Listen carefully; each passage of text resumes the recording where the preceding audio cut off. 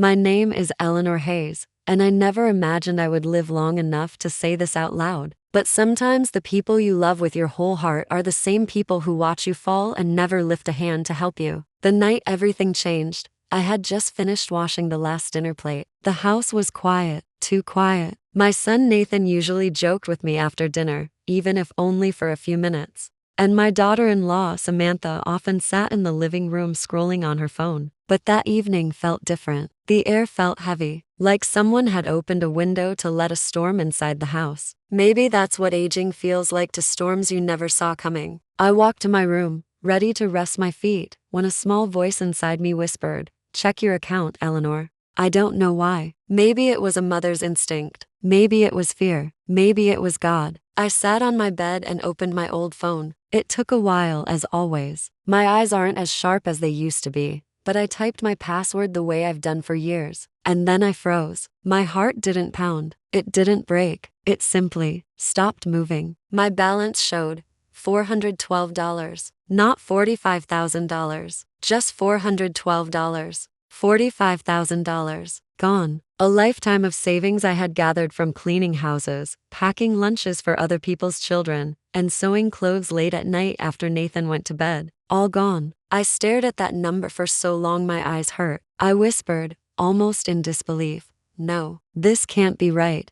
I checked again, refreshed the app, closed it, opened it, still gone. All of it. I sat there, completely still, feeling something inside me crack quietly, like a tiny piece of wood breaking in the cold. People think heartbreak always comes with noise, crying, screaming, falling. But in truth, the most painful heartbreak is silent. It's when you feel something inside you collapse, and you don't even have the strength to react. I walked out of my room slowly. My hands were trembling, but my voice was calm. "Nathan, sweetheart, can you come here for a moment?" He didn't answer at first. He was watching a football game. I tried again, a little softer. "Nathan, please." He sighed loudly, an annoyed sigh, the kind he used to give me as a teenager when I told him to pick up his clothes. "What is it, Mom?" he said without pausing the TV. I held my phone out to him. "Nathan, look at this. My savings. They're gone.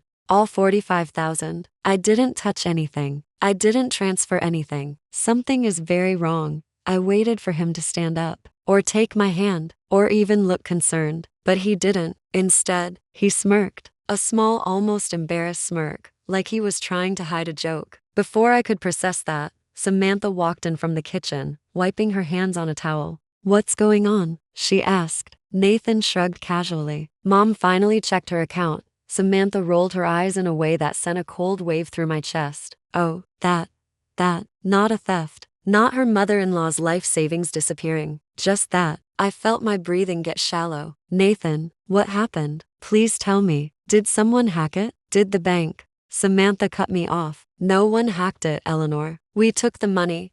Just like that." As calmly as someone reading a grocery list. I blinked slowly. I heard her voice, but my mind refused to connect the words. "You, what?" I whispered. Nathan finally turned off the TV and stood up. He wasn't angry. He wasn't nervous. He spoke like a man explaining basic math to someone too slow to understand. "We needed it, Mom. We're starting a business. You weren't using the money." I felt a deep ache rise in my chest, but I kept my voice steady. That money was my future, my safety. I saved it for emergencies, for retirement, for when I can no longer work. Samantha crossed her arms and said, without any shame, "Well, now we need it more than you do." Nathan nodded like it made perfect sense. And then, they both laughed, not loudly, not cruelly, but casually, like it wasn't a big deal, like my entire life's work wasn't worth emotions. I thought I would cry, or collapse, or scream. Instead, I smiled, a small, sad smile, not because I wanted to, but because I didn't know what else to do. Samantha narrowed her eyes. "Why are you smiling?"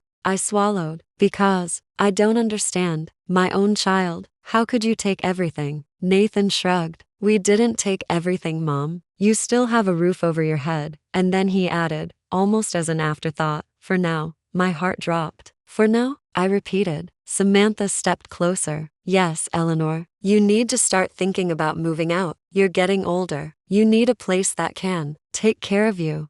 A place that wasn't here. A place where I wasn't their responsibility. A place where my presence wouldn't inconvenience their new business plans. They didn't want me. They wanted my money. I nodded slowly. My hands were shaking, but I kept them behind my back so they wouldn't see. I understand, I whispered, but inside, I felt something else. Not anger, not revenge. Just a slow, deep ache that spread through my chest like warm water. A mother always thinks her child will protect her, but no one ever warns you what it feels like when your child becomes the one you need protection from. I went back to my room, closed the door, sat on the edge of my bed, and I stared at the wall for a very long time. I remembered the evenings I stayed awake sewing clothes until my fingers were numb, so Nathan could have new shoes. I remembered skipping meals when he was a boy so he could eat a full lunch at school. I remembered praying quietly every night for him to grow into a good man, a kind man. But sometimes life teaches you a painful truth. You can raise a child with love, but you cannot control the heart they grow into. I lay down, fully dressed, shoes still on. Outside my door, I could hear Nathan and Samantha laughing at some joke on TV, the same casual laughter I had heard all my life. But now, it felt like a knife. I closed my eyes and whispered into the dark. What did I do wrong? The house around me felt colder than it ever had. And somewhere inside that cold, a quiet realization formed. They wanted me gone, not next month, not next year, soon. And they had already taken the first step by taking everything I had left. I hardly slept that night. Every time I closed my eyes, I saw that number again for 1-2. It sat in my mind like a heavy stone. But even heavier was Nathan's face, that calm look of entitlement. Samantha's cold voice telling me I wasn't using the money. I have lived nearly 70 years, and I never imagined I would hear words like that from the same boy I once rocked to sleep on my chest. The next morning, I woke up before sunrise. The house was quiet, the kind of quiet that doesn't feel peaceful but hollow. I walked slowly to the kitchen and made myself a cup of tea. My hands were still trembling, but I pretended they weren't. The small rituals keep us human, even in pain. I sat at the table and looked at the chair where Nathan used to sit as a teenager, asking me for second servings of pancakes. I remembered how his feet barely touched the floor back then. He was so full of questions, so hopeful about life. Where had that boy gone? I heard footsteps behind me. Nathan walked in, yawning, stretching. He opened the fridge without looking at me. Morning?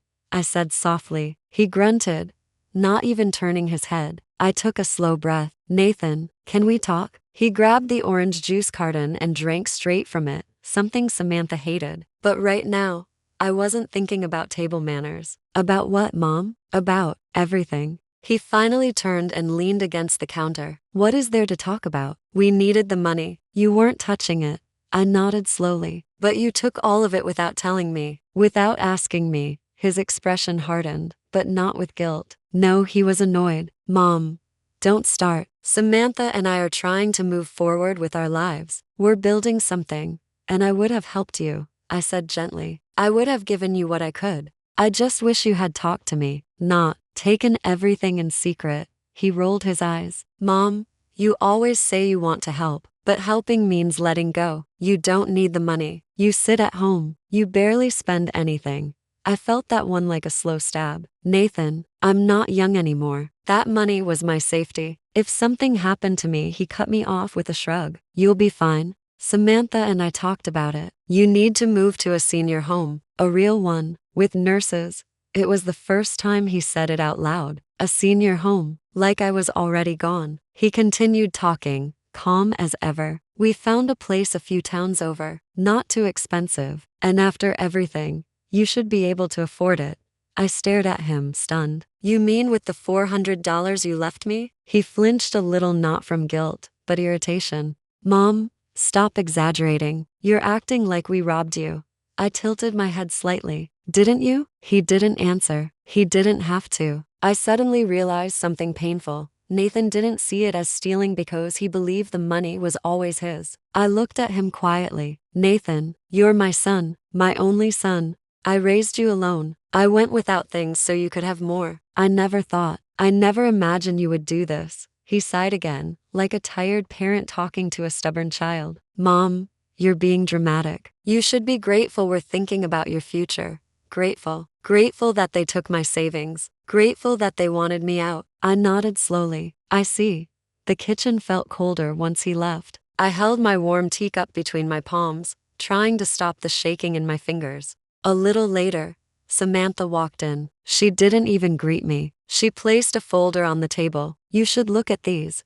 Inside were brochures, bright pictures of smiling old people sitting in gardens, a place called Willow Ridge Assisted Living. I ran my hand slowly over the thick paper. "How much does this cost?" I asked quietly, though I already knew I couldn't afford even the cheapest place. "About $3,800 a month," Samantha said. I looked up, stunned. "Samantha, I barely have enough for groceries," she shrugged. "Well, you'll need to figure something out. We cannot take care of you here anymore. It's too much."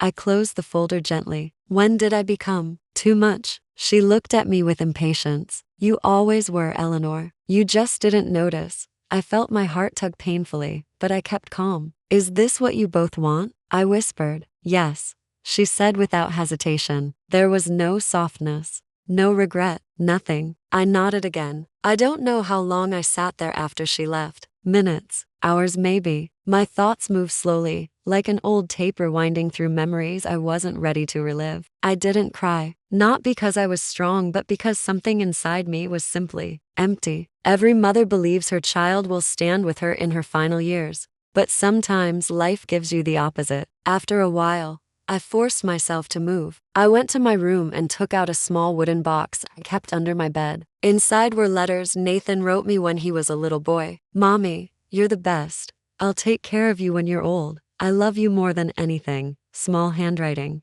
Big promises. Promises that meant everything to me. I traced my fingers over the paper softly. Life teaches you to accept broken promises, but it doesn't make them hurt less. That afternoon, I heard Nathan talking to Samantha in the hallway. "Did you tell her she needs to leave soon?" "Yes."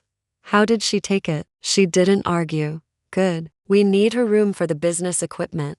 "My room." "Not me. My room." Their words pressed into me like stones. They weren't thinking about my care, or my future, or even my feelings. They wanted the space, and the money that came with clearing me out. That evening, I cooked dinner as usual. Old habits don't stop overnight. I made roasted chicken, mashed potatoes, and steamed vegetables. Nathan walked by the kitchen. "You didn't have to cook," he said. "I know," I whispered, "but I wanted to." He nodded and went back to the living room. During dinner, they barely spoke to me. They talked about their new business, the boxes they would order, the clients they hoped to get, the camera equipment they wanted for content. Every sentence was a reminder. The money they spent was mine. After dinner, I collected the plates. My back ached, but I worked slowly. As I washed the dishes, I heard Samantha say something in a low voice. "She's still here." Nathan whispered back, "Yeah, but she'll leave. She has no choice." I dried my hands and looked at my reflection in the window.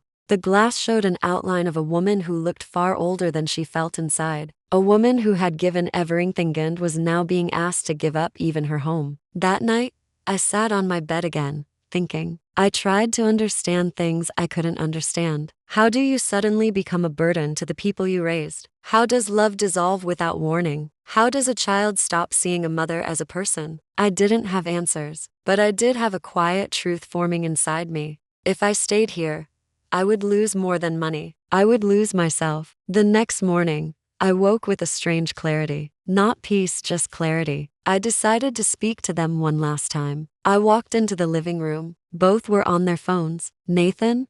He looked up. "Yeah, I've been thinking about everything." Samantha didn't look up, but she was listening. I held my hands together to stop them from trembling. "If you want me to leave, I will." Nathan nodded quickly, relieved. "Good, we'll help you pack. But I need some time," I said softly. "I can't just walk out without a plan." "How much time?" Samantha asked, finally looking up. "A week or two," I said. "Two is too long," she snapped. "Sam," Nathan said, touching her arm. "1 week. Mom can do 1 week." I nodded slowly. My heart felt heavy, but I kept my face calm. 1 week. When I turned to leave, Samantha said something that stayed with me. "Eleanor, make sure you take only your things. The furniture in your room stays. We need it for filming." I closed my eyes for a moment. I bought that furniture, every piece, but it didn't matter anymore. Nothing I bought, nothing I built, nothing I gave, none of it belonged to me anymore. That night, when they went to bed, I sat alone in the living room. I listened to the quiet hum of the refrigerator, the distant sound of a train, the wind brushing the window lightly. I whispered into the silence, "God, please show me where to go." The room felt colder than ever, but somewhere deep inside, beneath all the hurt, something warm and faint began to stir. A small, soft voice, not anger, not revenge, a different kind of strength. A strength that wakes up in you when you finally understand no one is coming to save you. You must save yourself. And in that moment, I realized leaving this house might be the first step toward finding myself again, even if it broke my heart in the process. The next few days passed quietly, almost too quietly, as if the walls themselves were waiting for me to leave. Every morning, I woke before Nathan and Samantha. I moved slowly, quietly, trying not to disturb them, even though this house had once been mine too. I made tea, folded laundry, watered the small plant in the living room. No one else bothered with, but everything felt different now. Every sound I made felt like a countdown. Every breath I took felt like something borrowed. On the fourth morning, I sat alone in my room, staring at my suitcase. I had packed some clothes, photo albums, and a few sentimental things. Everything else, the bed, the dresser, the chair Nathan used to read on, was staying behind, even though I had bought them. I didn't argue. I didn't fight. I was too tired. But that morning, something unexpected happened. A soft knock tapped on my door. "Mom? Nathan?" I placed my folded scarf down and opened the door. He stood there, holding his phone, looking awkward. "Yeah?"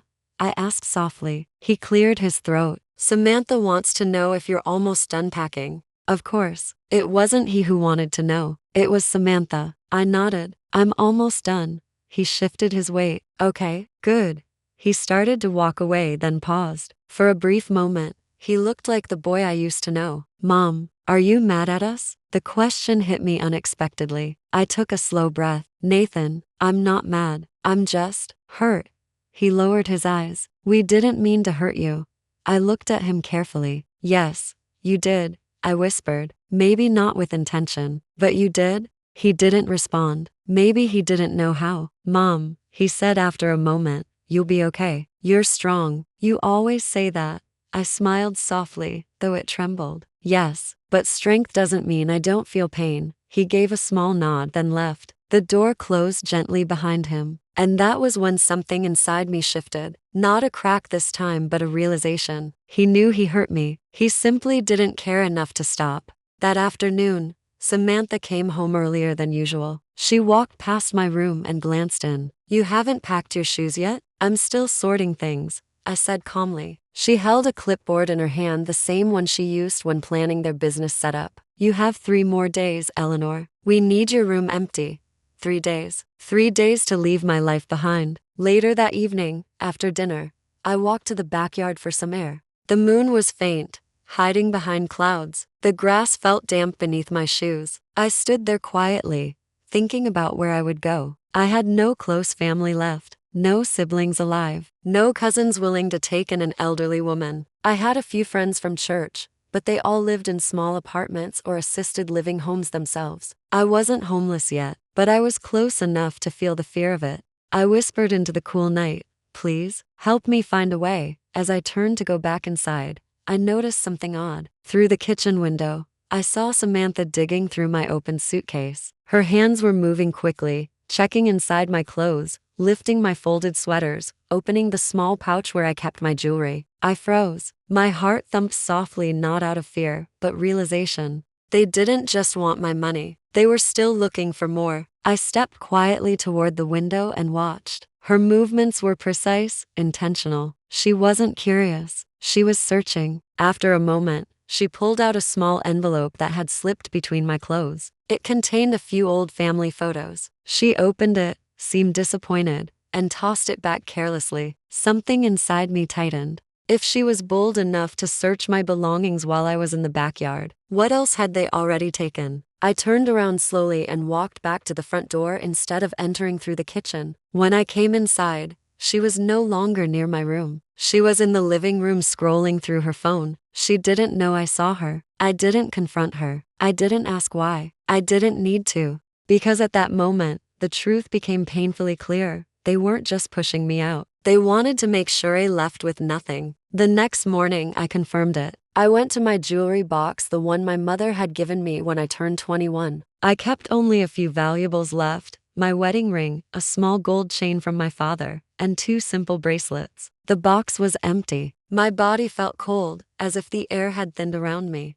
I sat on the edge of my bed and whispered, "Why? Why would they do this?" I didn't confront them. Not immediately. Sometimes silence protects you more than words. I needed to think. I needed to breathe. I needed to plan. Later that day, Nathan asked me, "Mom, do you need help moving your boxes?" "Not yet," I replied. Inside, I was keeping a careful mask on. Not anger, not upset, just calm. Because I finally understood something important.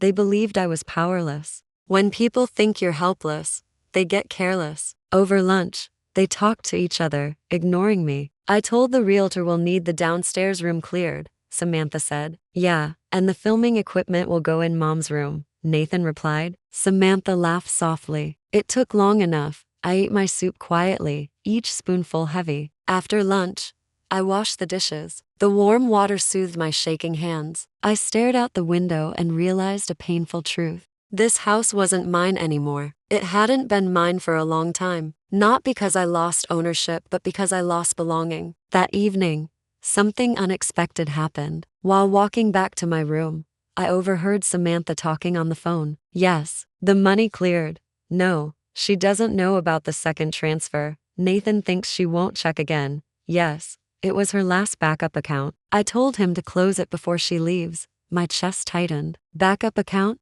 I only had one. Or at least I thought I did. Then I remembered 15 years ago, I had opened a tiny savings account to store small emergency amounts. It had maybe a few thousand in it. I used to put money there when I cleaned houses on weekends. Over time, I forgot about it. But Nathan must have known. Because he helped me set up the online access years ago. He knew every password. And now, it was gone too. I leaned against the wall and breathed slowly, trying not to cry, trying to stay quiet. The conversation ended, and I slipped back to my room silently. The realization hit me harder than anything else. They hadn't made a mistake. They hadn't taken money out of desperation. They hadn't acted in the moment. This was planned quietly, step by step, with no intention of leaving me with anything. I felt something warm roll down my cheek. A tear, only one. I wiped it away quickly. In that moment, I was no longer confused, no longer scared in the same way. Pain changed shape inside me from shock to understanding. And understanding brought something else, a small flame of resolve. Not to fight them, not to punish them, but to survive with dignity. I sat on my bed and whispered to myself,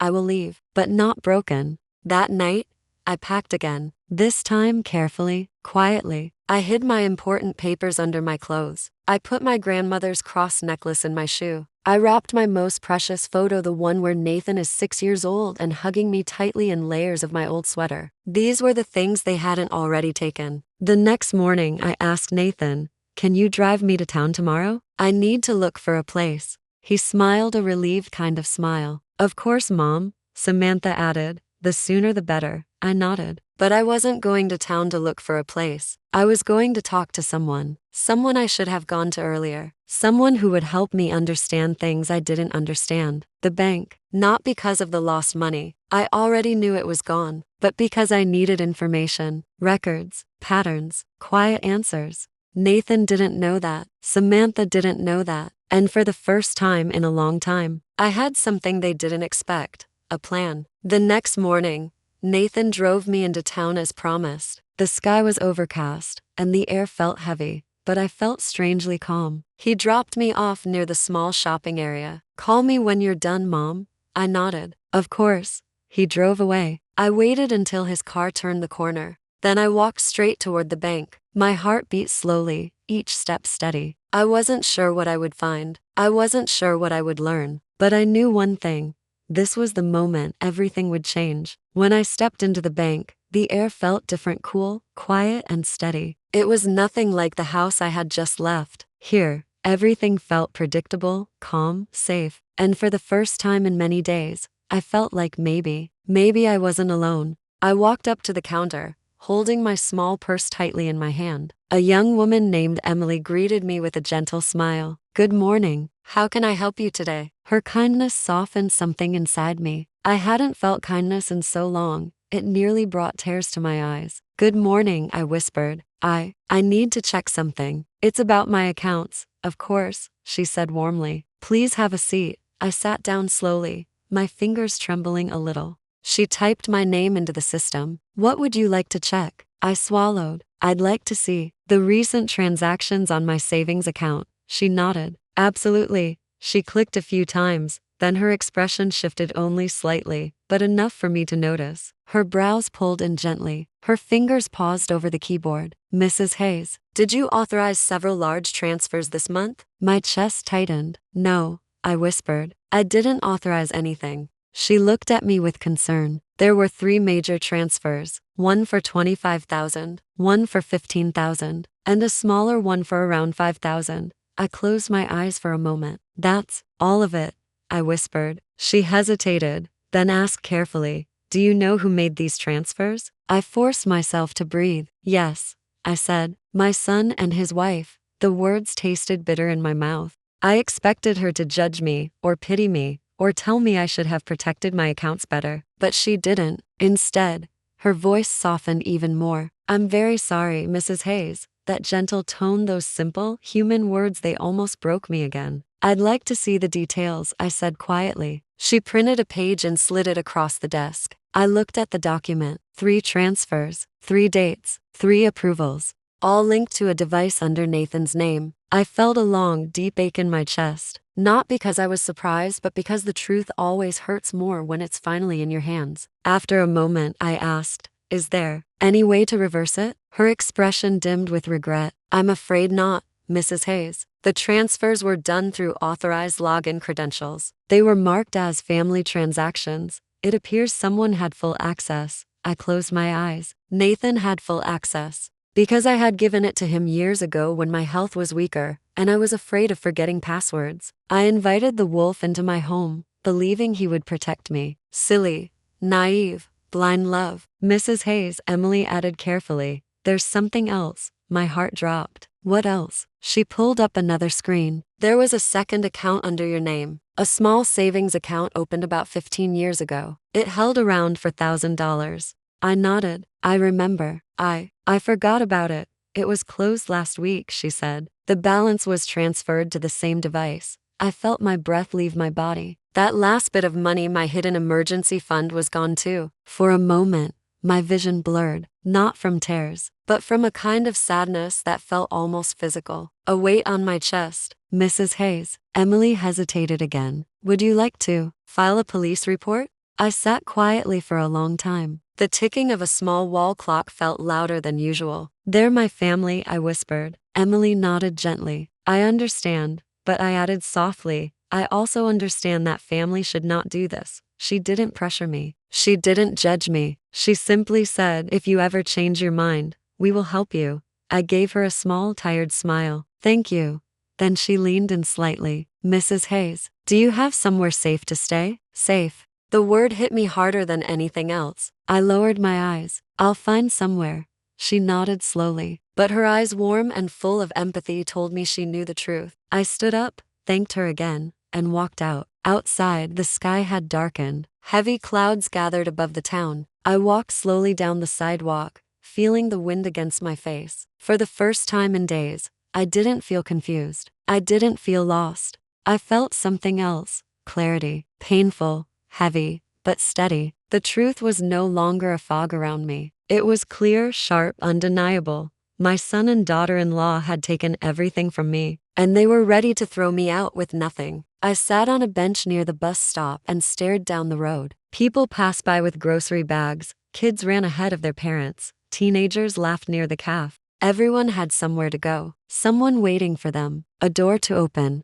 and for the first time in my life, I wasn't sure if I did. The bus arrived with a soft screech. I didn't get on. I stayed on that bench until my hands grew cold. When I finally stood up, I realized something important. I couldn't go back to Nathan and Samantha acting like nothing happened. I couldn't pretend I didn't know the full truth now. And I couldn't stay in a house where I wasn't wanted. But I also couldn't leave without telling them I knew. Not to accuse them, not to fight, but because I needed to speak with my own voice, the voice they had tried so hard to silence. I walked to the nearest cafe and bought the cheapest cup of tea they had. I sat in a corner seat, warming my hands on the paper cup, gathering my thoughts. What would I say? What could I say? After an hour of sitting there, looking out the window at the gray sky, I realized the moment had come. There were no more excuses to make, no more illusions to hide behind. I walked out of the cafe and called Nathan. The phone rang 3 times. He picked up, sounding impatient. Mom, did you find a place already? No,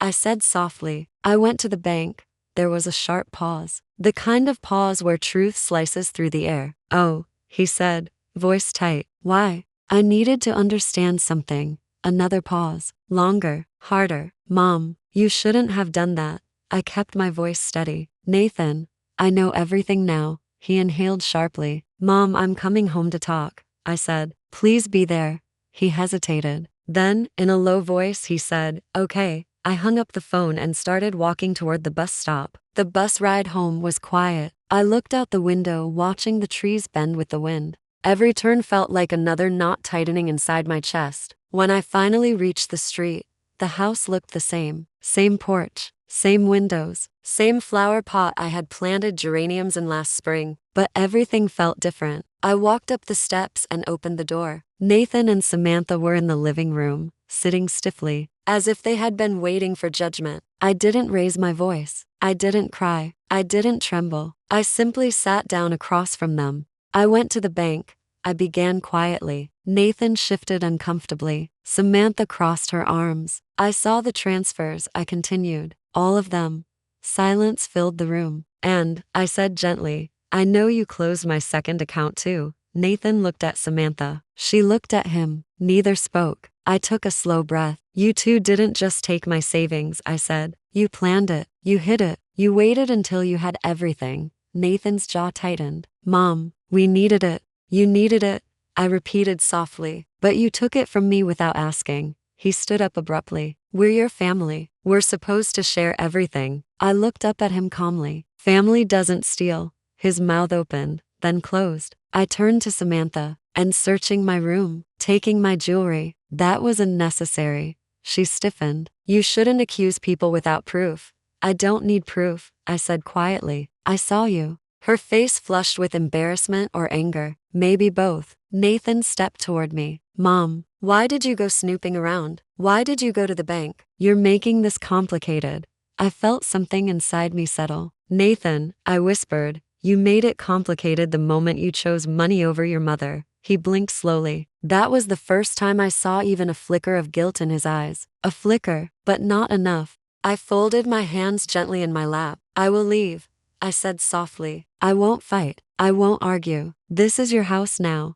Nathan sighed with relief. Samantha exhaled too quickly. But, I continued, I am leaving because I choose to, not because you command me. I want that to be clear. They didn't speak. And I want you both to know, I added gently, that you may have taken my money, but you did not take my dignity. Silence again. Heavy, still, uncomfortable. Then I said something that surprised even me. I forgive you. Both of their heads shot up, not out of gratitude, but confusion. You, what? Samantha asked. I forgive you, I repeated, not because you deserve it, but because I can't carry anger on my back at my age. I stood slowly, feeling my joints ache. I will pack the rest of my things tonight. I'll be gone by tomorrow. Nathan opened his mouth as if he wanted to say something, maybe to stop me, maybe to argue, but no words came out. I walked back to my room, closed the door, and for the first time since this nightmare began, I finally let myself cry. Not loudly, not painfully, just soft, steady tears. Tears for the child I raised. Tears for the life I built. Tears for the love that wasn't returned. But underneath the sadness, a new feeling bloomed. A quiet strength, a small flame. Tomorrow, I would leave. Tomorrow, I would start again. And tomorrow, my life would no longer belong to people who did not value it. I woke up before sunrise the next morning. For a moment, I didn't remember everything that had happened: the bank, the truth, the confrontation. But then the quiet ache inside my chest reminded me. Yes, I remembered. It was my last day in the house. The air felt different, still, almost peaceful. If peace could have sadness woven into it. I sat up slowly, straightened my back, and looked around my room. Soon, it would no longer be mine, but right now it still was. The walls held years of memories. Late night stories Nathan begged me to finish. Morning sunlight that warmed my face. The nights I prayed in the dark, whispering hopes only a mother could whisper. I resisted the urge to touch the walls, afraid the feeling would break me. Instead, I folded the last of my clothes, zipped my suitcase, and tied a small ribbon around the handles. I don't know why. Maybe because it made the leaving feel gentle. I sat down on the edge of the bed for the last time. Thank you, I whispered to the empty room. Not because leaving was easy, but because I had survived long enough to walk out on my own. A little after 7, I stepped into the hallway. Nathan and Samantha were in the kitchen, eating toast, whispering something I didn't care to hear. Nathan looked up first. Morning, Mom. Good morning, I said softly. Samantha didn't say anything. I poured myself a small glass of water. My hand shook only slightly. I had slept more deeply than I expected. Maybe my body knew this would be a long day. I'll be leaving by noon, I said calmly. Nathan nodded quickly. Okay, do you need help with your bags? No, I said. I can manage. He hesitated. Mom, do you have a place to stay? I looked at him gently. I will, I said. Not yet, but I will. He swallowed, guilt flickering across his face. Not enough to change anything, just enough to be visible. Samantha stood up, pushing her chair back sharply. Well, we have a busy day. We need to start moving things. Her words felt like a door closing before I even stepped outside. I nodded. I understand. I went back to my room and closed the door. I didn't want to hear them planning what they would put in my space, how they would rearrange things the moment my footsteps faded down the street. I needed a quiet goodbye. I sat for a long moment, letting my breathing slow. Then I lifted my suitcase and carried it gently to the front door. The moment I stepped into the living room, Nathan stood up. Mom. I looked at him, really looked at him. The man who had grown up in my arms. The man who had chosen someone else's comfort over his mother's heart. Yes, I said softly. He opened his mouth, but no sound came, just silence. Maybe he wanted to apologize. Maybe he didn't know how. Maybe it was already too late. I placed my hand on his arm. The gesture surprised him. I'm not angry, I said. I'm sad, but not angry. He blinked fast, like a child trying not to cry. You're my mom, he whispered. I always will be, I replied. But loving someone doesn't mean letting them hurt you.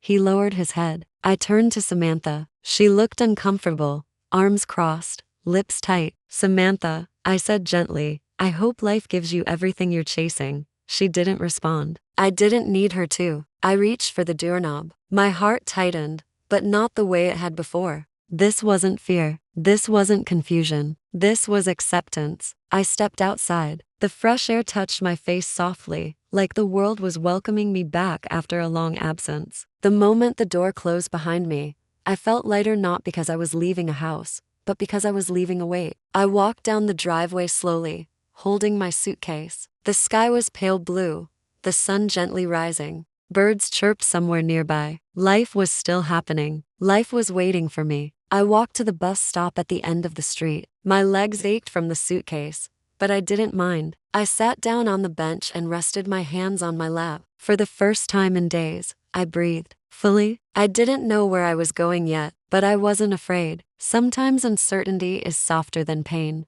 Sometimes the unknown is kinder than the familiar. When the bus arrived, I stepped on and chose a seat by the window. The ride was long, but I didn't mind. I watched houses, parks, and small shops pass by like memories floating past me. Halfway through the ride, a voice disturbed my thoughts. Ma'am, are you all right? I looked up. A woman around my age sat across from me. She wore a warm sweater and carried a grocery bag. Yes, I said gently, just starting a new chapter. She smiled. That's brave. Brave. No one had called me that in years. I smiled back. Thank you. We talked a little, only simple things. Her name was Linda, and she lived in a nearby town. When she got off the bus, she patted my hand softly. Whatever you're going through, she said, you'll get through it. When she left, I felt something warmer than comfort. Hope. I got off the bus in the next town over. There was a small community center near the square. I'd seen it before when Nathan and I used to run errands together. I walked inside. A kind-looking older man at the front desk smiled at me. "Good afternoon. How can I help you?" "My name is Eleanor Hayes," I said softly. "I need temporary housing and maybe advice." His expression softened. "Of course, you're in the right place." He guided me to a small private room where a social worker named Julia sat. Her face was gentle, calm, and patient. I felt my shoulders lower a little, not because she solved anything but because she listened, really listened. For an hour, I told her everything, not dramatically, not angrily, just truthfully. When I finished, she didn't show pity. She showed respect. "Eleanor," she said softly, "what you've endured is heartbreaking, but not hopeless." She helped me find a safe temporary home, a quiet residential place for seniors funded by a community program. Small, peaceful, warm, not a facility, a home. And for the first time in days, I felt like the world had given me a place to rest. The first night in my new room felt strange. The bed was soft. The window was bright. The silence was gentle, not heavy like before. I placed my photo of 6-year-old Nathan on the bedside table, not to hold on to the past, but to honor the part of him that once loved me. I whispered, "I forgive you," not for him but for myself. The days that followed were quiet, peaceful, healing. I walked in the garden. I read books from the small shelf by the window. I joined morning tea groups with other women who had their own heartbreaks. I met Ruth, who had lost her husband, Marlene, whose children lived far away, and Joy, who just liked talking about birds. We sat together like old friends, because pain recognizes pain, and healing recognizes healing. 2 weeks later, as I sat by the window watching the clouds drift slowly, a staff member knocked gently. "Mrs. Hayes, you have a letter." A letter. My heart fluttered. I opened the envelope with trembling fingers. It was from Nathan. The handwriting looked rushed. "Mom, I know you probably don't want to hear from me. I don't blame you. I'm sorry. I know that doesn't fix anything, but I needed to say it. The house feels empty without you. I keep expecting to hear your voice. I miss you. I know I messed up. I don't know why I acted the way I did. Samantha and I are not doing well. She left last week. I want to see you, just once. When you are ready, love." Natani set the letter down gently. My heart didn't break this time. It softened. I wasn't ready to see him, not yet, but knowing he finally saw the truth, that mattered more than anything. Weeks passed. Life became calm again. I knitted small scarves for children at the winter shelter. I planted flowers in the community garden. I wrote little notes for the seniors who felt lonely, and somewhere along the way, I felt myself returning to myself. Not the mother who was betrayed, not the woman who lost everything, but the woman who served with grace. One evening, as the sun dipped low, I sat on the garden bench, listening to the wind rustle the leaves. Everything was quiet, soft, gentle, and in that moment, I understood something. I didn't lose my home. I simply left a place where I was not loved and found a place where I was valued. I didn't lose a son. I learned that love does not disappear, it changes, sometimes painfully, but it remains a thread between the hearts. Life didn't end when I walked out that door. Life began. A new chapter, a quieter one, a wiser one, and a kinder one. As I watched the evening sky turn golden, I whispered to myself, sometimes walking away is the bravest thing a mother can do. We don't always get love back from the people we gave everything to, but we can choose ourselves, even when others don't. And when we walk away with dignity, life has a way of giving us a new beginning, a gentler chapter, and a softer place to land.